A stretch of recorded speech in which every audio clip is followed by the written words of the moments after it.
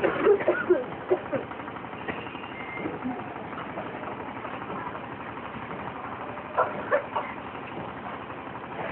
शांति।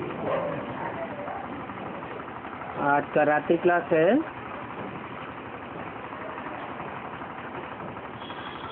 12 सितंबर 1968।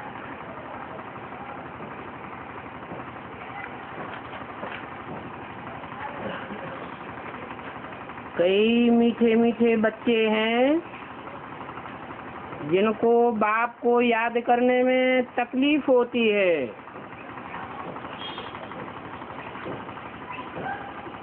समझते हैं बाबा देखने में तो आता नहीं है,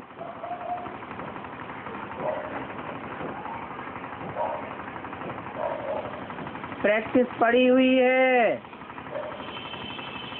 63 जन्म साकार को देखने की, तो साकार को ही देखते रहते हैं।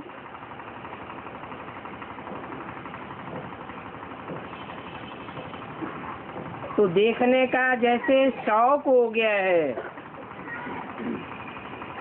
इसको देखने का है, साकार को देखने का शौक हो गया है। अब वास्तव में बाबा कोई शिव बाबा जिसको कहते हैं वो साकार तो नहीं है।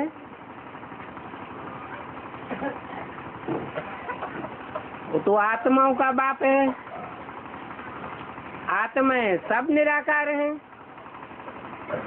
बिंदु बिंदु है। उन निराकार आत्माओं का बाप शिव बाप है। उसके साथ सिर्फ बाप का संबंध है, दूसरा कोई संबंध नहीं जुड़ता।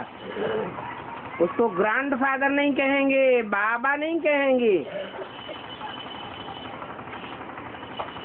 उसकी आत्मा का ही नाम शिव है, बिंदी का ही नाम शिव है। वो शिव बाप जब तक कोई साकार में प्रवेश न करे तब तक बाबा नहीं कहा जा सकता।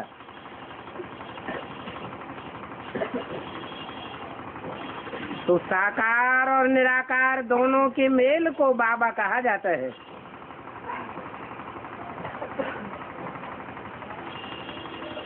तो 63 जन्म जो साकार बाबा को देखने की रग पड़ी हुई है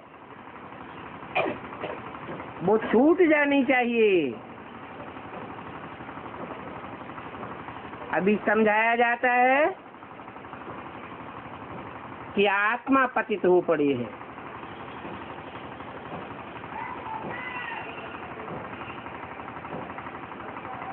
वो आत्मा पावन कैसे बने?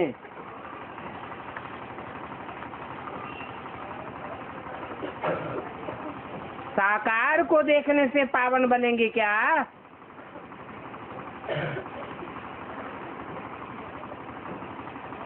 साकार अनेक जन्म लेते लेते सुख दुख भोगते भोगते स्वयं ही वो आत्मा कमजोर हो जाती है।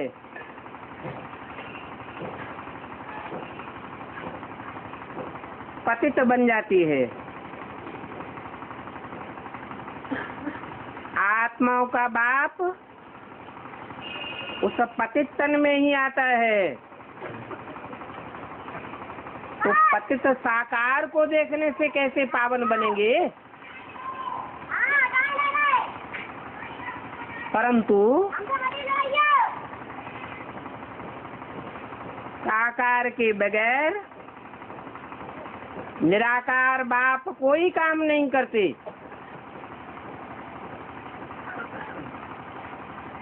बाचा भी नहीं चला सकते। दृष्टि भी नहीं देख सकते, कोई भी कर्म इंद्रियों से कोई कर्म नहीं कर सकते।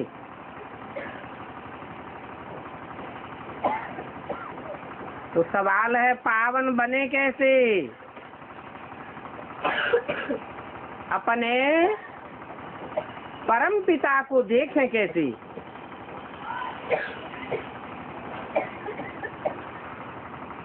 अपन को भी नहीं देख सकते,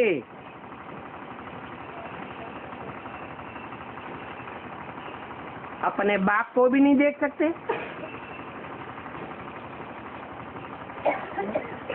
अपन तो है ही आत्मा। बाप है परम पिता परमात्मा, और दुनिया में जो भी सभी चीजें हैं उन चीजों को इन आँखों से देख सकते हैं, बाकी आत्मा और परमात्मा बाप को नहीं देख सकती, परम पिता को नहीं देख सकते। और भक्ति मार्ग में जो पूजा की है वो भी तो बड़े लिंग की है।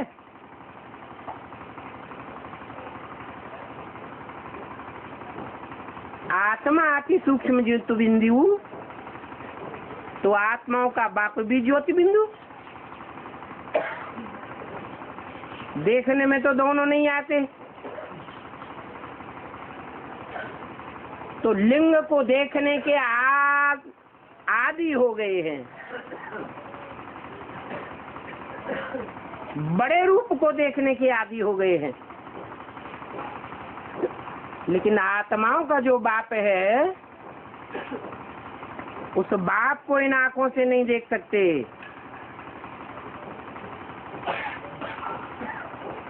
लेकिन जन्म जन्मांतर बड़े लिंग की पूजा की है।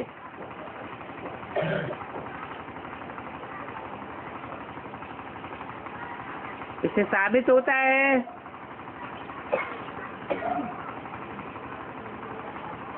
कि बड़े रूप को सहज याद किया जा सकता है, क्योंकि जन्म जन्मांतर की आदत पड़ी हुई है। और सूक्ष्म आत्मा को अथवा आत्माओं के बाप को देखना कठिन हो जाता है। बाप तो बिंदी है, उनका अपना साकार शरीर तो नहीं है। अगर बड़ा हो, आत्माओं का बाप अगर बड़ा हो तो क्या अड़चन आवेगी? प्रवेश कैसे करेगा? प्रवेश तो कर न सके।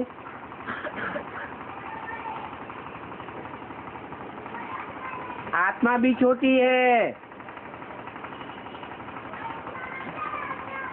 और ज्योति बिंदु आत्माओं के बाप परमात्मा बाप को भी आकर पढ़ाना पड़ता है।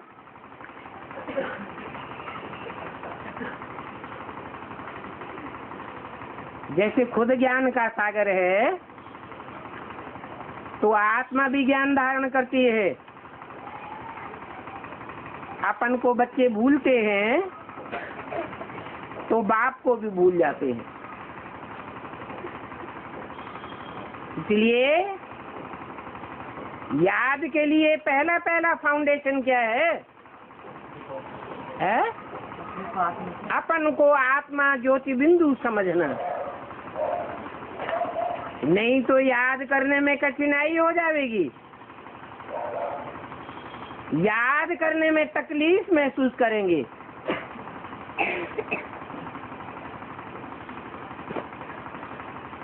भुलाने वाली माया है। अभी बाप ने परिचय दे दिया है कि आत्मा अति सूक्ष्म ज्योति बिंदु है, स्टार है। इतना सूक्ष्म है कि इन आँखों से देख भी नहीं सकते हैं। हाँ, आत्मा को जाना जाता है, ये समझना है जैसे आत्मा बिंदी है, बाप भी बिंदी है।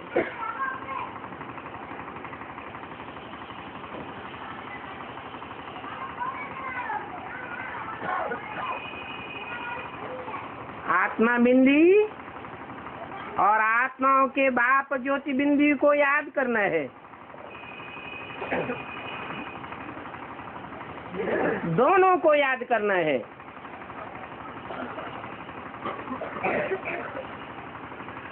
क्योंकि पतित से पावन बनना है। बाप बहुत तकलीफ नहीं देते हैं, तुमको हाथ भी नहीं जोड़ने देते हैं।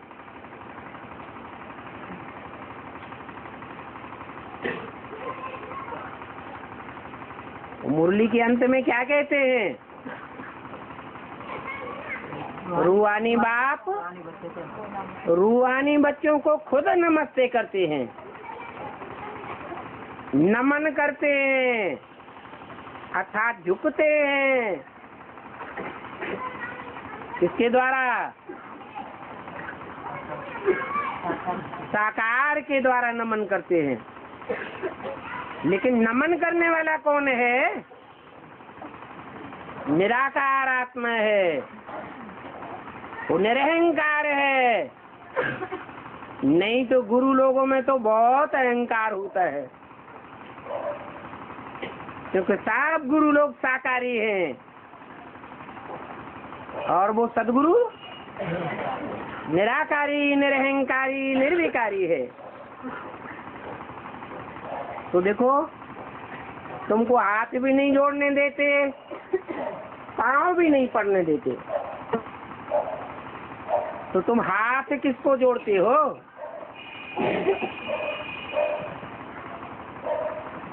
नमस्ते किसको करते हो? है? अरे नमस्ते करते हो या नहीं? साकार को करते हो, शिव बाबा को करते हो। शिव बाबा है हमारा बाबा, परंतु वह तो साकार निराकार का मेल है। सुप्रीम सोल तो बिंदी है।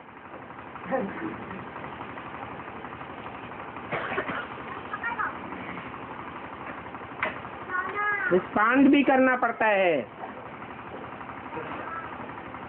तो इन द्वारा हाथ जोड़ना पड़े। किन द्वारा? इस द्वारा नहीं कहा, सिर्फ इन द्वारा, अर्थात माता पिता के रूप में जिन साकार के द्वारा पाठ बजाते हैं, उन राम कृष्ण की आत्माओं के द्वारा हाथ जोड़ना पड़े।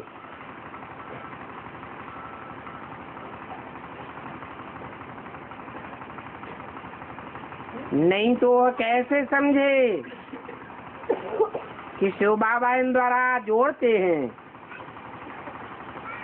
शिव बाबा तो है ऊंच से ऊंच परम पिता।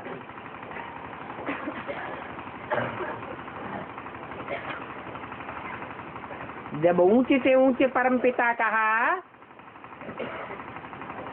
तो बुद्धि कहाँ चली जानी चाहिए? परमधाम में जानी चाहिए या इस साकारी दुनिया में रहनी चाहिए? परमधाम में ऊंच नीच होता है?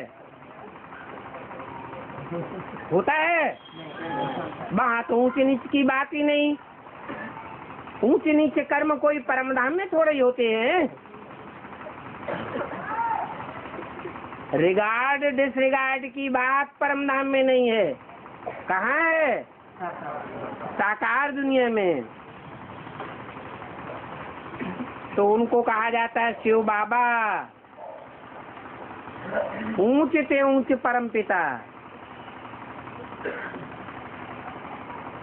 परम शब्द इस साकार दुनिया के लिए लागू होता है, अर्थात परे से परे स्टेज में रहने वाला। यूं तो आत्मा आत्मा को नमस्ते करती है, नमस्ते आत्मा ने कहा और मुख से आत्मा को कहा। ये आदत भी अभी बाप ही आकर के डालते हैं। कहते हैं अपन को छोटा बड़ा भाई भाई समझो। छोटे बड़े तो होते ही है ना।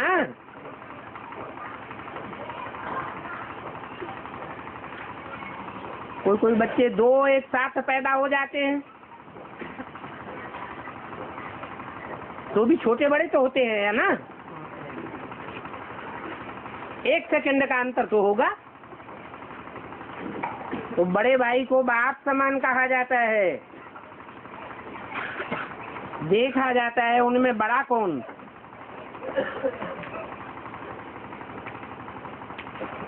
यहाँ बड़ा किसको माना जाता है? ज्ञान में जो लिखा होता है बड़ा भाई वो जो ज्ञान और योग में तीखा हो। ये नहीं कहा सर्विस और धारणा में तीखा हो। धारणा में अगर देखा जाए तो बाहर की दुनिया के सन्यासी, विद्वान, पंडित, आचार्य कोई कोई बड़े तीखे होते हैं।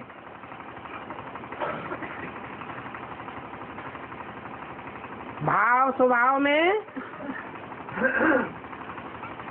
कितना लचीलापन देखा जाता है। तो बोला बड़ा उसे कहेंगे जो ज्ञान में बड़ा है। ज्ञान में बड़ा होगा तो याद में भी जरूर तीखा होगा। ज्ञान सिर्फ बोल बोल को नहीं कहा जाता है।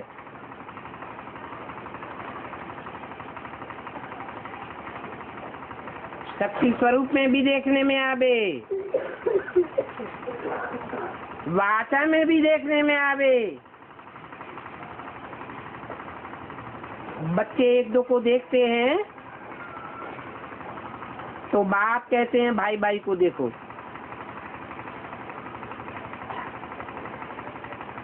भाई को नमस्ते करो। ये तुम्हारे आर्गन्स हैं, परंतु काम तो आत्मा करती है ना। तो बाप कहते हैं ये पक्का करो। क्या? सवेरे सवेरे उठते उठते पहला संकल्प पक्का करो। क्या? मैं आत्मा ज्योति बिंदु हूँ। ज्योति बिंदु बाप का बच्चा हूँ। वो आत्माओं का पिता तो आत्मा ही है। वो शरीर नहीं है, उनको अपना शरीर नहीं है, वो अशरीरी है। ये बात भी पक्की करो। बाप दादा आए हैं, इस दादा में बाप ने प्रवेश किया है।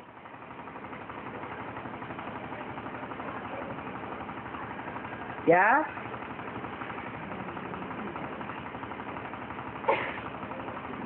प्रवेश करने वाला कौन है?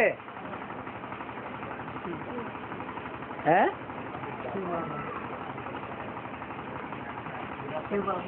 बाबा प्रवेश करता है।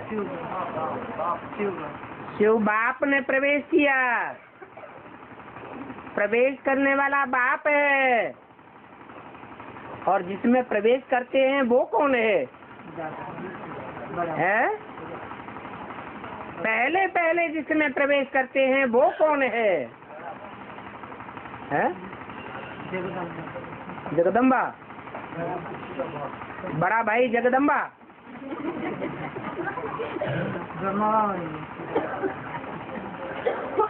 तो पहले ही स्त्री पुरुष बनाई दिया। पहले पहले भाई भाई या पहले पहले भाई बहन?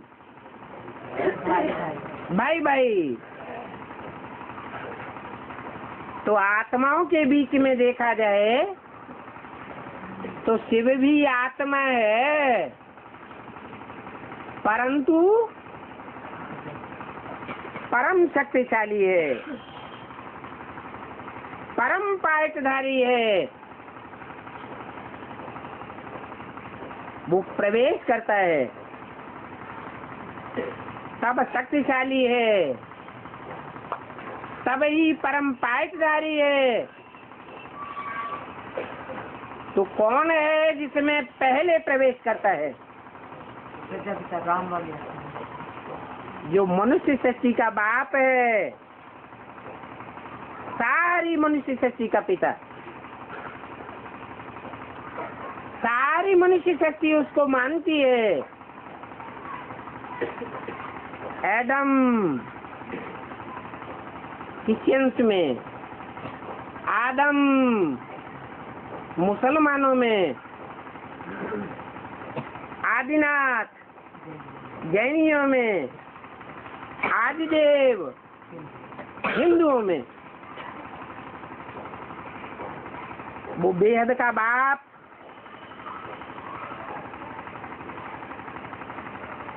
बेहद के हीरो पाठधारी में प्रवेश करते हैं। तो कहेंगे आत्म की स्थिति के हिसाब से बाप ने दादा में प्रवेश किया। तो कौन हुआ दादा? प्रजापिता को कहेंगे दादा, परंतु दादा तो दुनिया में कहा जाता है दादागिरी दिखाने वाले को है। दादा किसे कहते हैं? बड़े भाई को। बड़े भाई को भी कहते हैं, लेकिन बड़ा भाई दादागिरी दिखाता है कि नहीं छोटे भाइयों के ऊपर? है? दिखाता तो है। तो रूहानी स्टेज कहें या जिस्मानी स्टेज कहें? है? जिस्मानी स्टेज हो जाती है। बाप तो प्यार का सागर है या दादागिरी दिखाने वाला मार का सागर है? इसलिए ब्रह्मा का पार्ट है महाकाल का, धर्मराज का। धर्म की धारणा करने वालों में सबसे तीखा कौन? ब्रह्मा बाबा। कहेंगे ब्रह्मा की आत्मा। अम्मा कहो, बड़ी अम्मा कहो। घर परिवार में भी देखा जाए तो धारणाओं में ज्यादा सहन शक्ति किसमें देखने में आती है? माताओं। तो ये भी मनुष्य सृष्टि का परिवार है। तो परिवार में जिस आत्मा ने धारणा की शक्ति का आगार बन करके दिखाया, वो ही फिर धर्मराज भी बनता है। बाप ऐसी धारणाएं नहीं धारण करता। जो धर्मराज भी बनना पड़े, बाप सदैव प्यार का सागर है। वो प्यार का सागर कभी मार का सागर नहीं कहा जा सकता।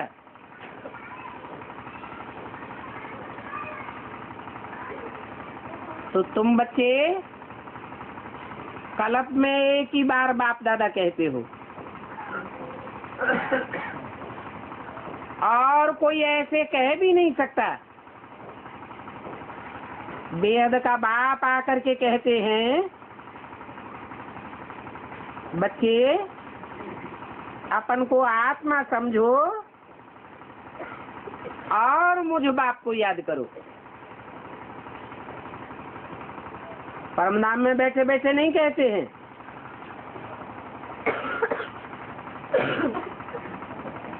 कहाँ आकर के कहते हैं? इस साकार सृष्टि में आकर के कहते हैं, अपन को आत्मा समझो, क्योंकि तुम अपन को देह समझ बैठे हो। जानते हो बाप ही पतित पावन सर्व का सदगति दाता है।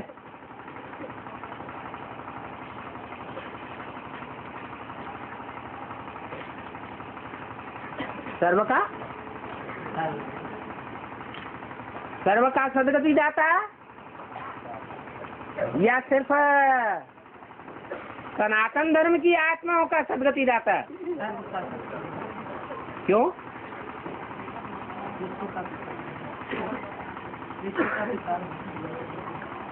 सदगति का भी अर्थ है। एक होती है गति और एक होती है सदगति। गति कहा जाता है चाल को। चाल कोई की तीव्र होती है, कोई की मध्यम होती है, कोई की बहुत धीमी होती है। आत्मा जब जड़त्वमयी बन जाती है तो कहा जाता है पत्थर बुद्धि। कैसी चाल होगी? धीमी चाल होगी।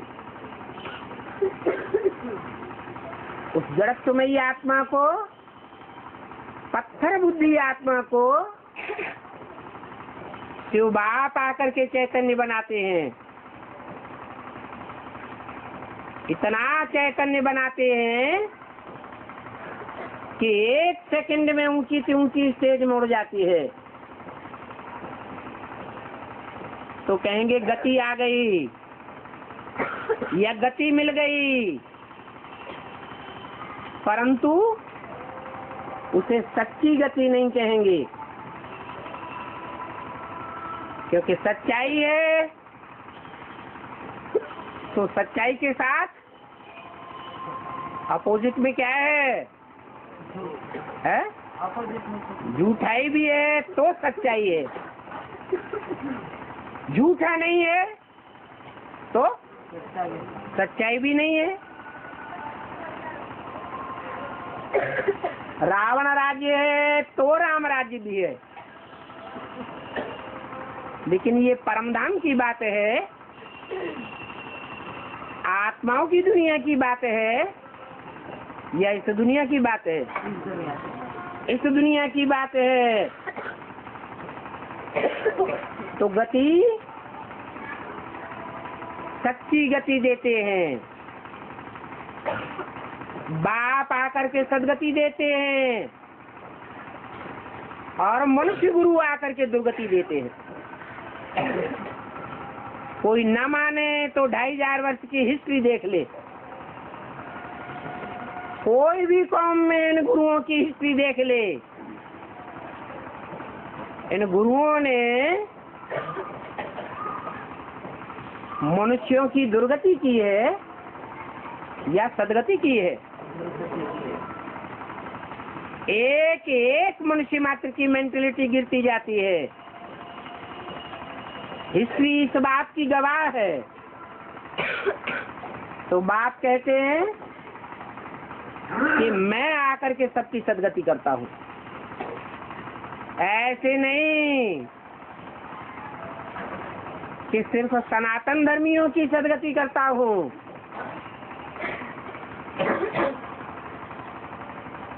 देवताओं की सदगति करता हूँ, या सूर्यवंशी चंद्रवंशियों की सदगति करता हूँ। नहीं, मनुष्य मात्र की सदगति करता हूँ। और ये भी नहीं कहेंगे कि सिर्फ मनुष्यों की सदगति करता हूँ। 5 तत्वों की सदगति नहीं होती है क्या? मनुष्यों के आधार पर सारी मनुष्य शक्ति की सदगति हो जाती है। मनुष्य ही है जो मन बुद्धि वाला प्राणी है। मन बुद्धि के आधार पर, एकाग्रता के आधार पर सारी दुनिया के वायुमंडल को कंट्रोल कर लेता है। तो जितने भी और जीव जंतु हैं, या जड़त्वमयी पदार्थ हैं, पृथ्वी जलवायु अग्नि आकाश हैं, उनकी भी सदगति हो जाती है।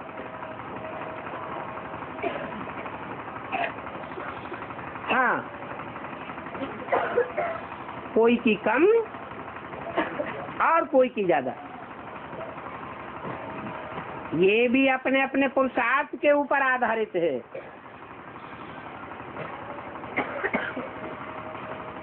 सब मनुष्य पुकारते हैं ओ गॉड फादर।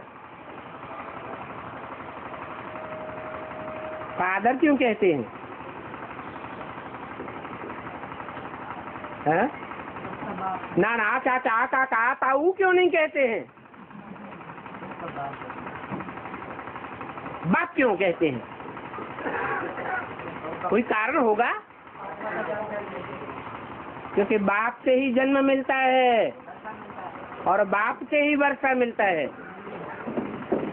कोई नाना चाचा काका ताऊ से वर्षा नहीं मिलता है। तो फादर वो जरूर है, वो होते हैं हद के फादर। एक जन्म का वर्षा देंगे, अल्पकाल का वर्षा देंगे, देंगे देंगे न भी देंगे। हाँ, कहेंगे देह का वर्षा तो सबको मिलता है। कोई बाप के पास तो धन नहीं होगा तो धन कहाँ से देगा?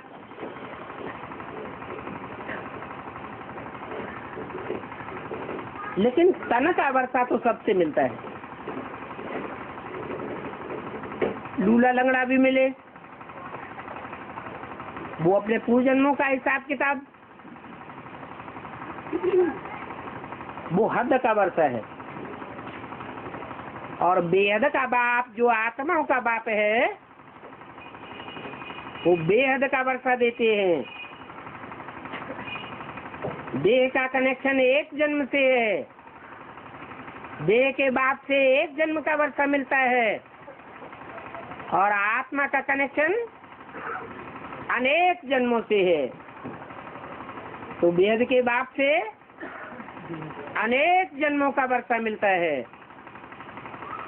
हाँ, उन अनेक जन्मों में बाप से प्राप्ति करने के जन्म पक्की पक्की सदगति वाले जन्म है।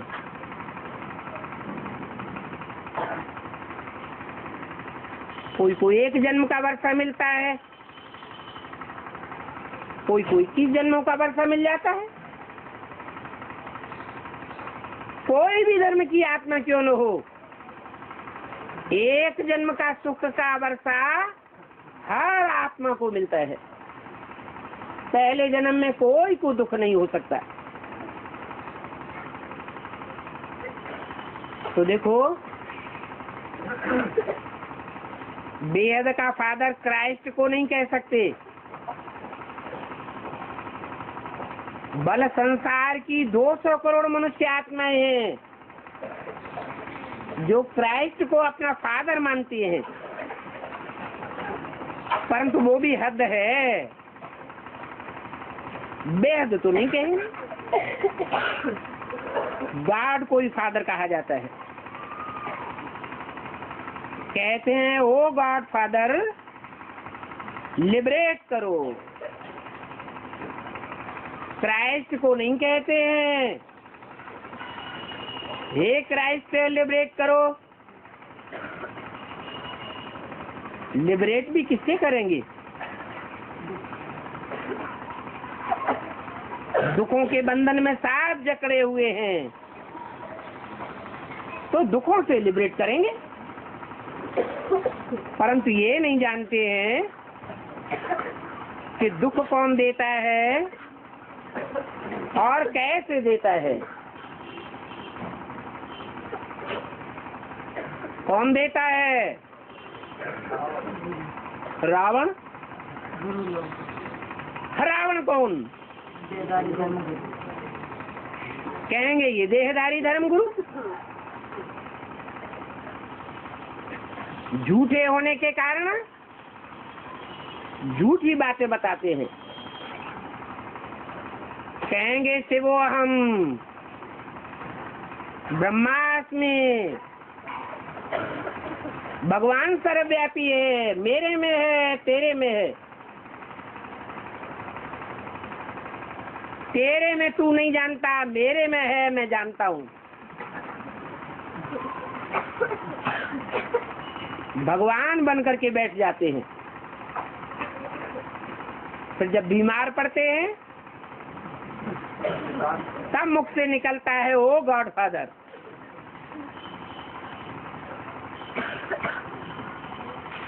तो उनको अपना एहसास तो होता है,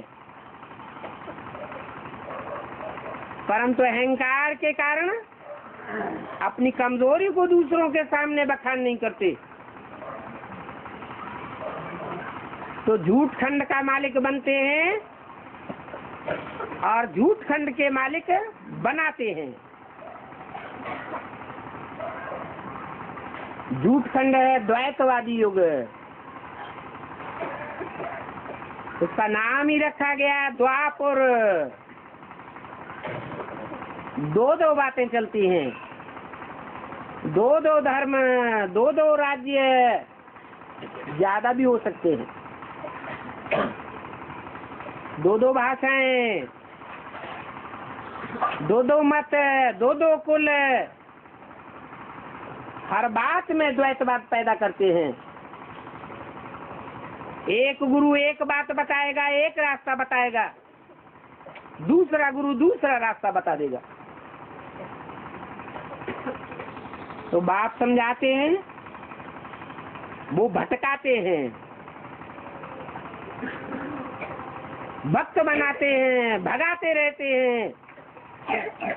मंदिरों में भागो, मस्जिदों में भागो, गुरुद्वारों में भागो, तीर्थों में भागो, भक्ति सिखाते हैं। तो समझो कि भक्ति किससे आती है? भक्ति आती है जो अनेक प्रकार से अनेक बातें करते हैं। कहते हैं दुबोहा है, एक मुंह से नहीं बोलता है। अरे ये तो 10 मुख वाले हैं। उनको रावण कहा जाता है। दुनिया में भी बड़े बड़े 10 धर्म फैले हुए हैं। देवी देवता सनातन धर्म भी प्राय लोप नहीं हुआ है। वो सूर्यवंशी चंद्रवंशी भी देवताएं थे, अभी भी यदा कदा कहीं न कहीं उनके फॉलोअर्स देखने में आते हैं। फिर बाद में आते हैं इस्लामी, बौद्धी, क्रिश्चियंस वगैरह वगैरह।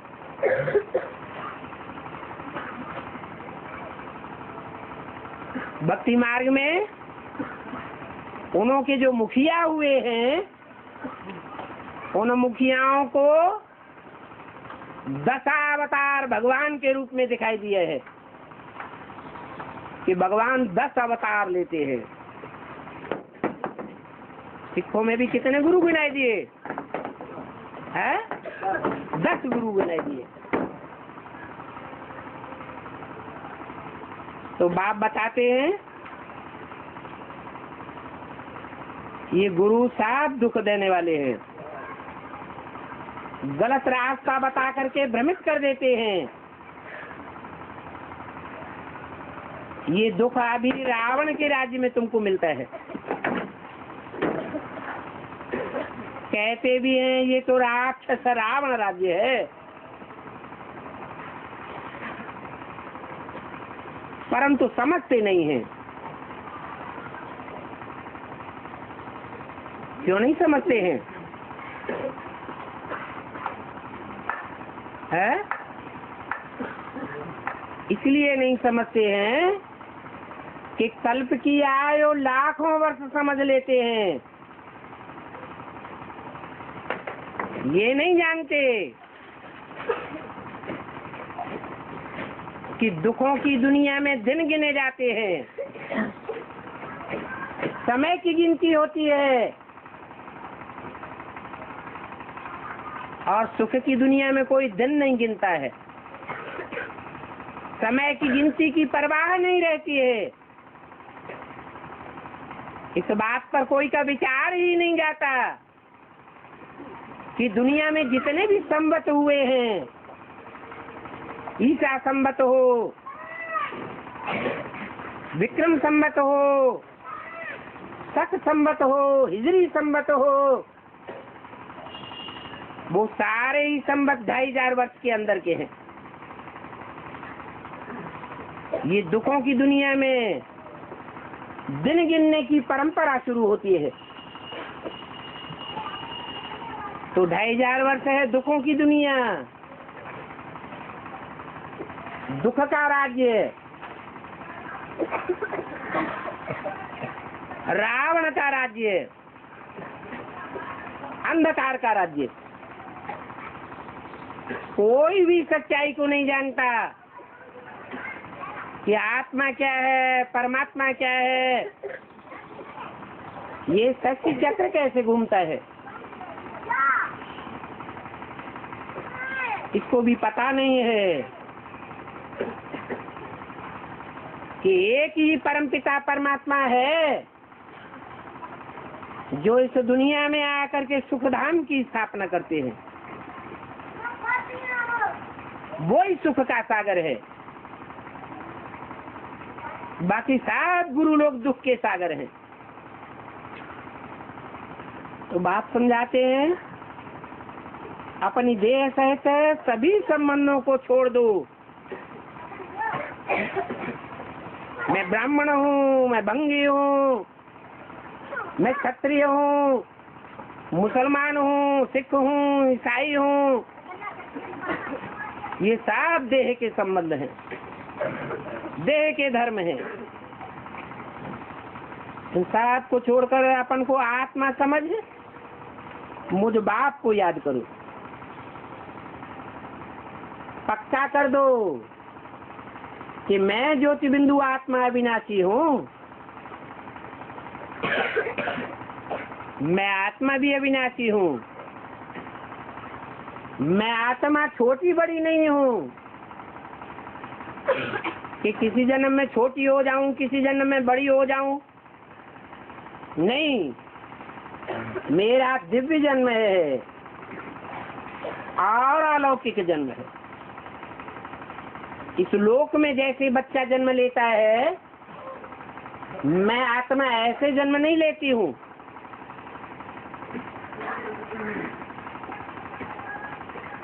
मुझे आत्मा को परमात्मा बाप से परिचय मिलता है। ये मेरा दिव्य जन्म है। और मुझ आत्मा को अपने अनेक जन्मों की सच्चाई का पता चलता है। ये मेरा दिव्य जन्म है। अनेक जन्मों के पाठ की अनुभूति होती है।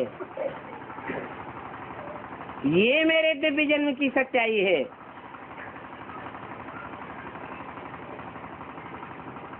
ये ब्रह्मा भी पहले कुछ नहीं जानता था। अभी तो ये भी जानता है। क्या? कि मैं कृष्ण वाली आत्मा हूँ, सृष्टि का पहला पत्ता हूँ, मुझे ही ब्रह्मा के रूप में पार्ट बजाना है। ये ज्ञान की समझानी कौन देते हैं? इन ब्रह्मा को ये ज्ञान की समझानी साक्षात्कार से मिलती है। मीरा को साक्षात्कार हुए, तुलसीदास को हुए, सूरदास रैदास को हुए। उनको अपने जन्मों की जानकारी मिली क्या? तो इन ब्रह्मा को ये जानकारी किसने दी है? ये समझानी कोई ने तो दी होगी। साक्षात्कारों से तो इनको जानकारी नहीं मिली। गुरुओं के पास भटकते रहे, विद्वानों के पास भटकते रहे। तो कोई तो निमित्त बना होगा। तो बाप ही आकर के ये समझानी देते हैं। और कोई भी सत्संगों आदि में ये ब्रह्मा का चित्र तुम नहीं देखेंगे। क्या? पांच मुखी ब्रह्मा का चित्र देखेंगे, पंचानन कहा जाता है। चार मुखी ब्रह्मा का चित्र देखेंगे, चतुरानन कहा जाता है। परंतु कोई भी सत्संग में दादा लेखराज को ब्रह्मा के रूप में चित्रित किया हुआ नहीं देखेंगे। इस चित्र में समझानी है।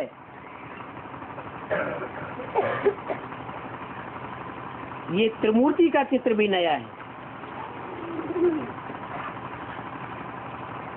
भी क्यों लगा दिया?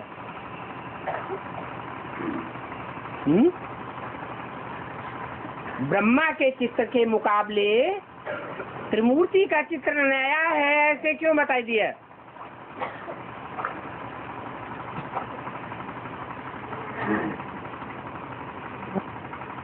दोनों में अंतर है क्या?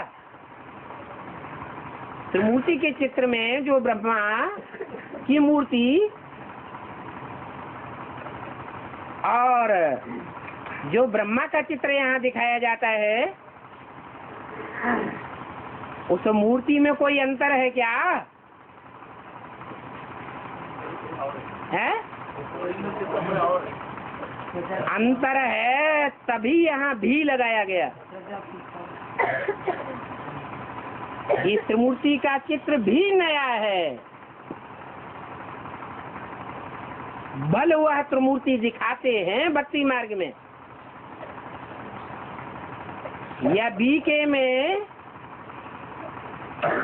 जो प्राइमरी नॉलेज उठाने वाले भक्त हैं, अधूरी नॉलेज उठाने वाले ब्राह्मण हैं, वो त्रिमूर्ति दिखाते हैं, परंतु उसमें शिव को नहीं दिखाते हैं।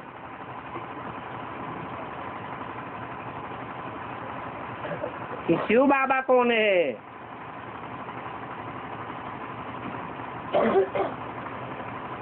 ब्रह्मा द्वारा स्थापना, विष्णु द्वारा पालना, शंकर द्वारा विनाश ये द्वारा द्वारा तो दिखाते हैं, क्या मीडिया कह के बताते हैं, परंतु कराते कौन है? कराने वाला चाहिए प्रैक्टिकल में या नहीं? इन ब्रह्मा द्वारा ब्राह्मण धर्म की स्थापना की, दुनिया में ढेर के ढेर ब्रह्मा कुमार कुमारी देखने में आते हैं। ब्रह्मा कुमारी ईश्वरी विश्वविद्यालय बनाए हुए हैं, प्रैक्टिकल में देखने में तो आते हैं, कोई मना तो नहीं कर सकता। परंतु उन दादा लेखराज ब्रह्मा से ये ब्राह्मण धर्म की स्थापना कराते कौन है? ये काम कराना किसने शुरू किया? है? शिव बाबा, शिव बाप।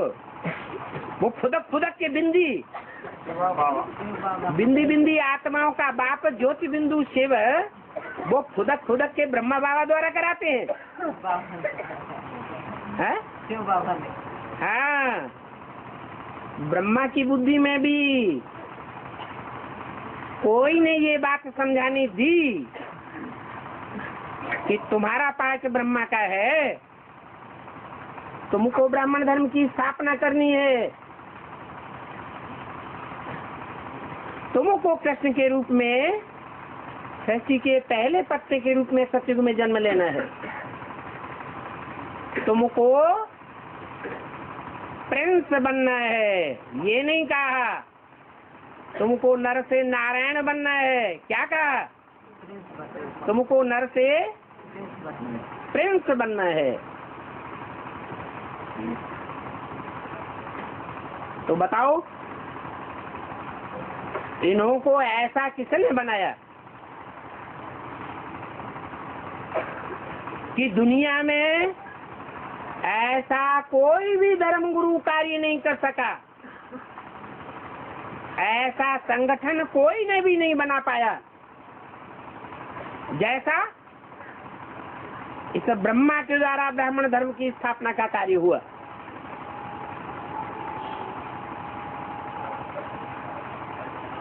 ये बात कोई जानते ही नहीं है,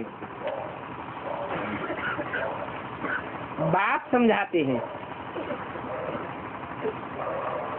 न जानने का कारण है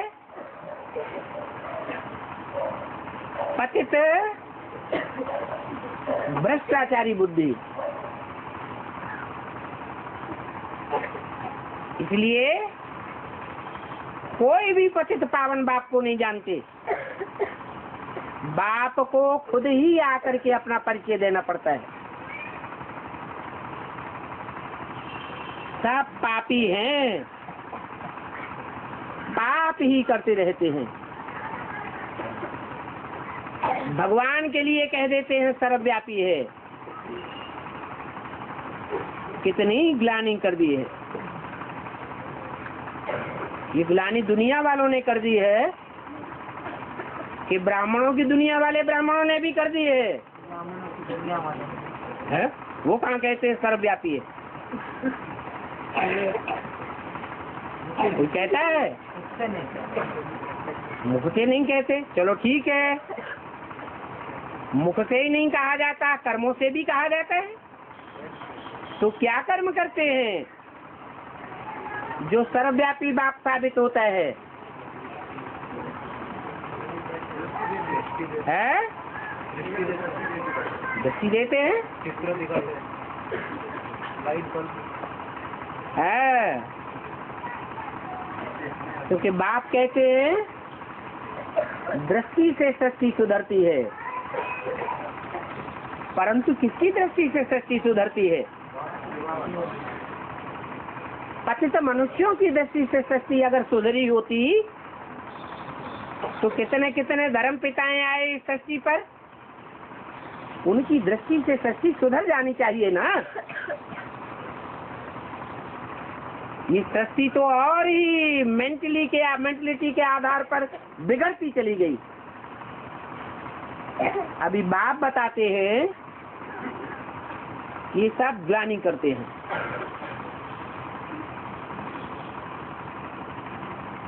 दृष्टि के आधार पर ही ग्लानि करते हैं, वाचा के आधार पर जो ज्ञान सुनाते हैं वो भी मिक्स करके सुनाते हैं। दूध के भरे घड़े में एक बूंद सांप का विष डाल दिया जाए तो क्या बन जाएगा? सारा विष बन जाता है। ऐसे ही ये जो कुछ सुनाते हैं उसमें विष ही विष भर देते हैं। ऐसे करते करते पाप आत्मा बन पड़े। बाप के लिए भी झूठ बोल देते हैं कि सर्वव्यापी है, एक व्यापी नहीं है। अगर सर्वव्यापी नहीं है मुख से कहते हैं तो फिर बताना पड़े एक व्यापी कहाँ है। अगर एक व्यापी नहीं बता सकते, नहीं समझा सकते, नहीं साबित कर सकते तो सर्वव्यापी हुआ या एक व्यापी हुआ? सर्वव्यापी साबित हो जाता है। फिर चित्र भी छपाते हैं, बड़े बड़े मेगा प्रोग्राम करते हैं, उनमें बड़े बड़े पोस्टर लगा देते हैं। उन पोस्टरों में ब्रह्मा का चित्र भी हटाए कर अपना चित्र रख देते हैं। विष्णु और शंकर की जगह पर भी अपना चित्र रख देते हैं। तो त्रिमूर्ति से वो कौन साबित हुआ? वो शिव तो त्रिमूर्ति के द्वारा ही संसार में प्रत्यक्ष होता है। संसार में प्रत्यक्ष होता है तो तीन मूर्तियों के द्वारा विश्व विजय करके दिखलाता है। इसकी यादगार आज भी झंडा बना हुआ है, विश्व विजय करके दिखलावे। नहीं तो कपड़े के झंडे ने विश्व विजय नहीं की। ये दीदी दादी दादाएं जो त्रिमूर्ति बन करके बैठ जाते हैं वो विश्व विजय नहीं करते।